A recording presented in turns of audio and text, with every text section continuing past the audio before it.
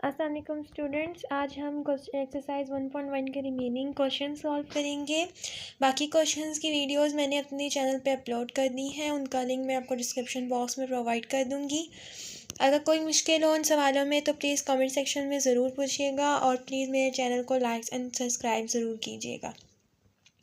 अब question number 9 में भी आपको यही कह रहे हैं कि use the elimination method to solve the linear system. ठीक है, एलिमिनेशन मेथड यूज़ करना है, सॉल्व करना है लीनियर सिस्टम को, मतलब एक्स और वाई की वैल्यू निकालनी है।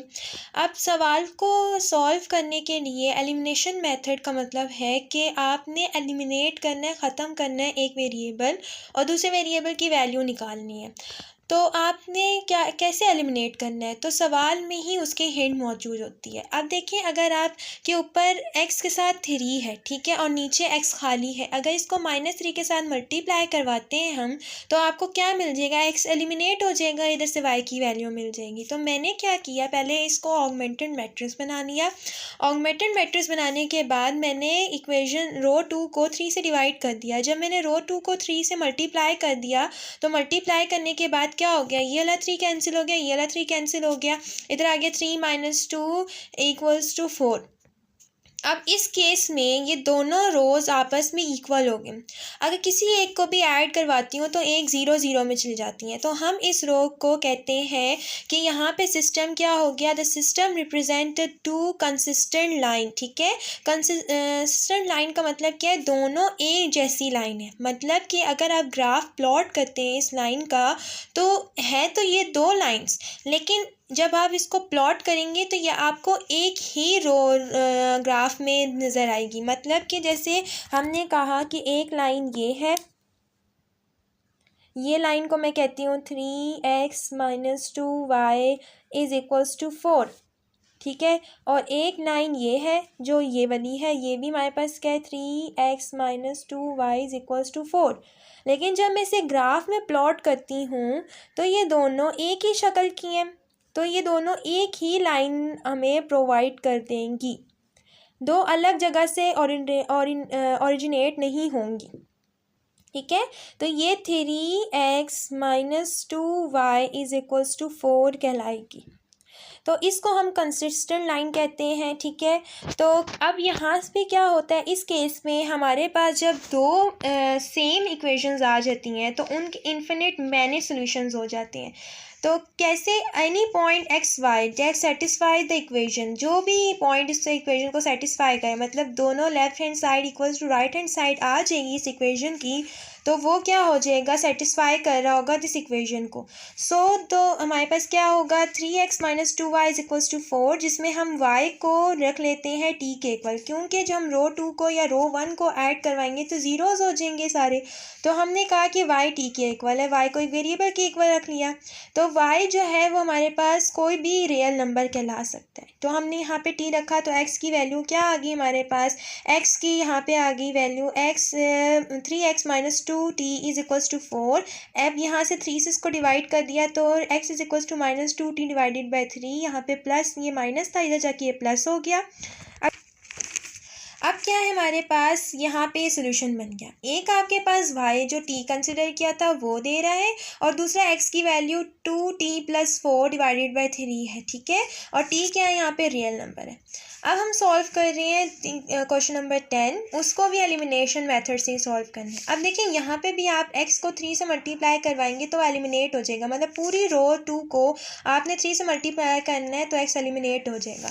तो मैंने यहाँ पे ऑगमेंटेड मैट्रिक्स बना लिया, रो 2 को मैंने 3 से मल्टीप्लाई करवा दिया। अब जब मैंने मल्टीप्लाई करवाया तो ये भी मेरे पास दोनों सेम लाइन अपीयर हो रही हैं, लेकिन डिफरेंट साइन के हिसाब से, एक लेफ़्ट साइड पे हो सकती है और एक राइट साइड पे हो सकती है। तो जब मैंने इन दोनों को आपस में ऐड करवाया तो मेरे पास ज़ीरोज़ आ गई। देखिए मैंने कैसे, रो 1 ऊपर लिखी, रो 2 नीचे रखी, 3 3 से कैंसिल हुआ 0, 5 5 से कैंसिल हुआ 0, 1 1 से कैंसिल हुआ 0।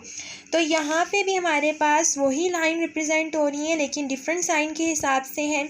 तो इसी वजह से हमारे पास जो भी पॉइंट एक्स वाई का सेटिस्फाई करेगा इस इक्वेशन को, वो हमारे पास इसका पॉइंट होगा। तो इसके पास मैनी सोल्यूशंस है।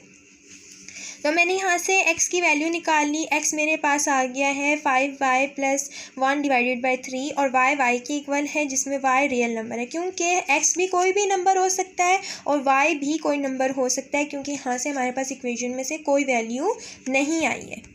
अब क्वेश्चन 11 हमें क्या कह रहे हैं। क्वेश्चन 11 में आपको 3 इक्वेशंस दी हैं और आपने इसको एलिमिनेट करना है।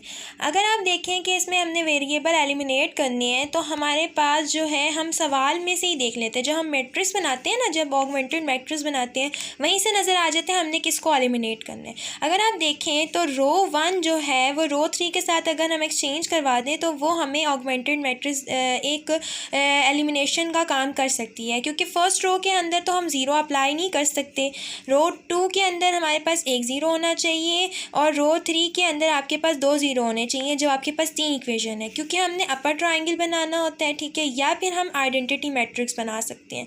तो ज़्यादा बच्चे आइडेंटिटी मैट्रिक्स बनाने में मुश्किल पेश आती है उन लोगों को, तो आप इसको अपर ट्रायंगल पे भी सॉल्व कर दें या लोअर ट्रायंगल पे भी सॉल्व कर दें तो आंसर सेम ही आता है। तो मेरे पास, मैंने देखा कि अगर -3 ऊपर था तो मेरे पास ये एक अपर ट्रायंगल वाला नहीं बन रहा था मैट्रिक्स, तो मैंने इसलिए रो 1 को रो 3 के साथ एक्सचेंज करवा दिया, ठीक है। जब मैंने क्यों किया कि अब यहाँ पे है 1 इसको मल्टीप्लाई करवाती हूँ 3 से तो ये ज़ीरो हो जाता है, ठीक है। तो रो 1 के अंदर तो ज़ीरो आना ही नहीं चाहिए, तो मैंने इसलिए रो 1 को रो 3 के साथ क्या करवा दिया, रिप्लेस करवा दिया। अब मैं इसको आगे ऑपरेशन परफॉर्म करती हूँ। रोज़ एक्सचेंज हो गई। अब रोज़ एक्सचेंज होने के बाद मैंने रो 2 को रो 1 के साथ ऐड करवाया, तो मेरे पास क्या हुआ कि यहाँ से एक एलिमिनेट हो गया नंबर।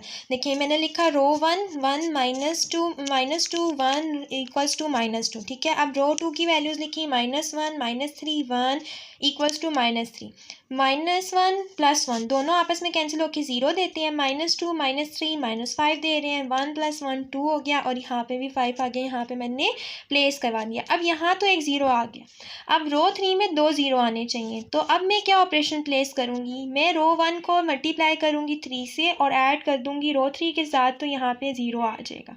तो देखिए आगे मैंने क्या किया। अब मैंने रो 1 को जब 3 के साथ मल्टीप्लाई करवाया तो ये आ गया 3 -6 माइनस यहाँ पे 1 को मल्टीप्लाई किया 3 आ गया इक्वल्स टू -6 हो गया।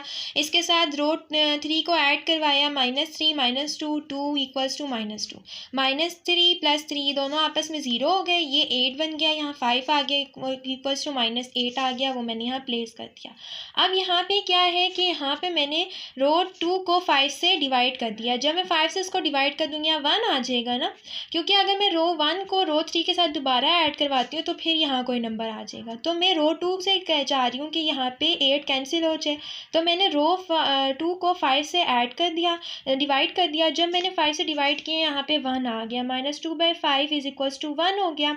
यहाँ मैंने आपको डिवाइड करके भी दिखा दिया। अब मैंने क्या किया, रो 2 को मल्टीप्लाई कर दिया 8 के साथ, तो मेरे पास क्या हो गया, यहाँ पे ये दोनों सॉल्व हो जाएंगे। तो जब मैंने इसको किया, पहले रो 2 को मैंने सॉल्व करा, रो 2 को क्या किया मैंने, रो 1 + 2 R2 इक्वल्स टू 1, मतलब मैंने रो 1 को चेंज करा, आइडेंटिटी मैट्रिक्स बनाने की कोशिश की है, ठीक है, आपको आइडेंटिटी वाला समझाने के लिए। तो अगर आप चाहें तो इसको अपर ट्रायंगल बनाना चाहते हैं तो अपर ट्रायंगल के लिए सिर्फ रो 2 को आप रो 2 को 8 से मल्टीप्लाई कर दें और उसको ऐड कर दें रो 3 के साथ, तो यहाँ पे ज़ीरो आ जाएगा और ज़ीरो आने के केस में ये आपके पास अपर ट्रायंगल बन जाएगा। लेकिन अगर आप आइडेंटिटी मैट्रिक्स बनाना चाहते हैं तो आइडेंटिटी मैट्रिक्स में क्या होता है, बीच में सारे 1 होते हैं, बाकी सारे क्या होते हैं, ज़ीरो होते हैं। इधर इसको नहीं हम देखते हैं, हम सिर्फ इधर वाले सारे मैट्रिक्स की वैल्यूज़ को देखते हैं। तो मैंने आपके लिए ये एक आइडेंटिटी मैट्रिक्स वाला सवाल सॉल्व करा है, आप इसको अपर ट्रायंगल में भी सॉल्व कर देंगे तो आपका आंसर सही हो जाएगा, ठीक है। तो यहाँ पे क्या किया मैंने, R1 + 2 R2 equals to R1, मतलब मैंने आपको रो 2 को 2 से मल्टीप्लाई किया और उसको रो 1 में ऐड करवाया, तो मेरे पास रो 1 चेंज होगी। तो मेरे पास क्या हुआ, रो 2 को जब मैंने मल्टीप्लाई किया 2 से तो हो गया 0, ये हो गया 2 और ये हो गया 4/5 -4/5 इज इक्वल्स टू 2, तो ये मैंने लिख लिया और रो 1 ऊपर लिख दी। तो 2 और -2 जब हुए तो 0 आ गया और 1 0 में ऐड हो गया 1 आ गया, -4/5 में 1 ऐड किए तो 1/5 आ गया और ये दोनों भी कैंसिल हो गए तो 0 आ गया। लाजमी नहीं है कि यहाँ पे भी 0 और 1 ही आए, यहाँ पे भी इक्वल के बाद कोई वैल्यूज़ आ सकती हैं। आइडेंटिटी आपकी इधर को बननी चाहिए, ठीक है। हमने क्या किया, अब रो 3 को प्लस कराया, रो 2 के साथ 8 को मल्टीप्लाई करवा के, और रो 3 चेंज हो गया। ठीक है। अगर आपने सिर्फ अपर ट्राइंगल बनाना है तो रो 2 को 8 से मल्टीप्लाई कर दें तो आपके पास अपर ट्राइंगल बन जाएगा, और उसके बाद आप इक्वेशंस बना के सॉल्व कर दें तो आपका आंसर सेम ही आएगा जैसा मेरा आया। ठीक है। तो अब मैंने इसको 8 से मल्टीप्लाई करा, जब मैंने इसे 8 से मल्टीप्लाई किया तो यहाँ पे हमारे पास आ गया 0 -8, यहाँ पे 5, ये रो 3 लिखी हुई है, और नीचे क्या है 0 8, ये रो 2 को मैंने 8 से मल्टीप्लाई किया, 8 -16/5 और 8। ठीक है। तो अब -8 + 8 0 हो गया, 0 0 0, 5 में माइनस किया, -16/5 तो 9/5 हो गया, और 8 -8 + 8 0 दे देता है। तो उसके बाद आपके पास यहाँ पे एक इस तरह की वैल्यूज़ बन गई। अगर मैं रो 3 को 5/9 से डिवाइड करती हूँ तो मेरे पास क्या हो जाएगा, 0 0 1 0। यहाँ पे 9/5 था, मैंने 5/9 से इसको मल्टीप्लाई कर दिया तो 9 ने 9 को कैंसिल किया, 5 ने 5 को कैंसिल किया, 1 आ गया। ये तो हो गया। अब इन दो को कैसे ज़ीरो बनाना है, मैंने क्या किया, अब यहाँ पे रो 3 को मल्टीप्लाई करवा दिया -1/5 से, और जब मैंने इसको 1/5 से मल्टीप्लाई करवाया और उसको उसको माइनस करवाया है 1 से, मतलब 1/5 से मल्टीप्लाई करवा दिया है रो 3 को, तो ये हो गया 1/5, और रो 1 में से -1/5 को माइनस कराया तो मेरे पास यहाँ 0 आ गया। देखें ये आ गया 1 0 1/5, ये किसकी वैल्यू है, रो 1 की, मैंने यहाँ लिख दी। रो 3 को लिखा, यहाँ पे तो सारे 0 है, 1 से मल्टीप्लाई करूँगी -1/5 को तो -1/5 आ जाएगा 0। अब ये दोनों आपस में क्या हो गए, कैंसिल, 0 1 0 0 0, ये हमारे पास आ गया। अब सिर्फ क्या रह गया, -2/5। तो अगर मैं रो 3 को दोबारा से 2/5 से मल्टीप्लाई करवाती हूँ तो यहाँ पे ये भी कैंसिल हो जाएगा। ये देखिए मैंने कैंसिल करा है, तो ये मेरे पास एक आइडेंटिटी मैट्रिक्स बन गया है। तो x की वैल्यू क्या होगी, 0, y की वैल्यू क्या होगी, 1, और z की वैल्यू क्या होगी, 0। तो आइडेंटिटी से आपको एक एग्जैक्टली वैल्यू मिल जाती है। अगर आप सिर्फ अपर ट्राइंगल बनाते हैं, जैसे ये भी अपर ट्राइंगल कहलाएगा, ये भी अपर ट्राइंगल कहलाएगा, तो यहाँ पे आपको इक्वेशंस बना के फिर सॉल्व करनी है, यहाँ पे आपको डायरेक्ट आंसर मिल रहा है। ठीक है। तो अब इसके आंसर चेक कर लेते हैं। ये आपके पास x, y और z की वैल्यूज़ आ गई। ठीक है।